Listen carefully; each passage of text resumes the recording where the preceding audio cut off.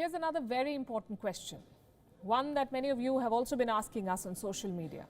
Is China reporting the right numbers?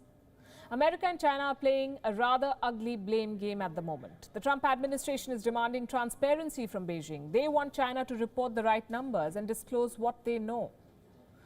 When the coronavirus spread across Wuhan in China, Beijing was accused of downplaying the number of victims. Now a fresh claim has added to the stir.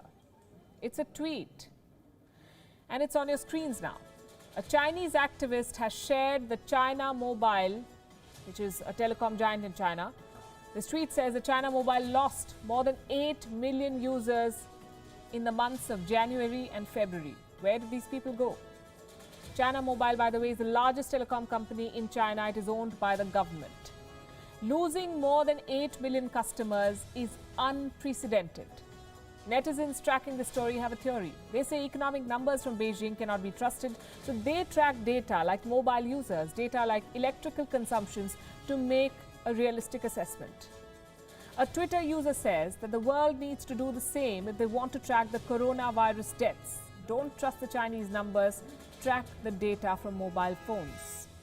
The fact is, all telecom companies in China have lost users in this period. A whopping 21 million users who were active before the outbreak have disconnected. 21 million. Where did they go? Does this mean that all these millions of users died due to the Wuhan virus in China? No one can confirm this theory for now. At least we cannot, so we will not hazard that guess. A report in Bloomberg offers some clues. It says that growth has dropped to record lows in China. Factories and businesses were shut due to the outbreak, so migrant workers who operated two connections simply stopped using their work phones and disconnected, which is why 21 million connections have been lost. But the skepticism over the numbers remains. And there are three reasons for it. One, China suppressed the facts during the initial days of the outbreak.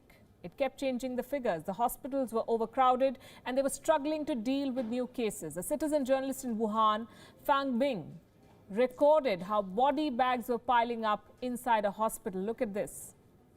刚才3个，现在我数一下啊，10袋，1、2、3、4、5、6、7、8，有8个。哎呦，这么多就能死了。这是几天？就昨天是吧？哎呦，这死人这么多啊！这是病房帮我进的，他在往那搬尸体嘛，往那搬尸体。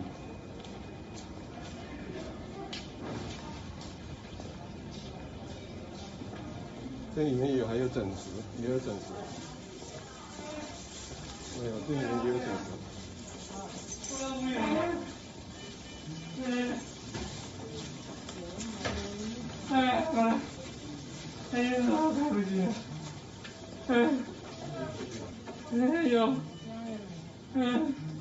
这你家什么人呢？父亲。哎呦，我的父亲。哎呦，这边有个1万米的，我的兄完全是啊是。完了。我家的。完了，估计不上来了，已经没有生命特征。不说了，就了。没有生命特征了吗？这个也完了，这个完了。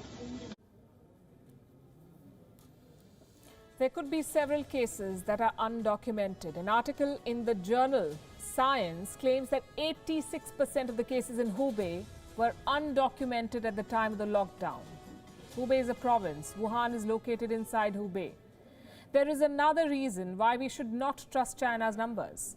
Beijing has a track record of fudging figures, especially when it comes to economic numbers. It's a well-known fact that Chinese officials are rewarded with promotions, with bonuses, if their provinces or cities do well on certain metrics, like GDP, like investment and revenues.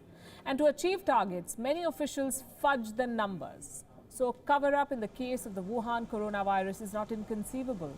The question is, how much of the horror is China hiding?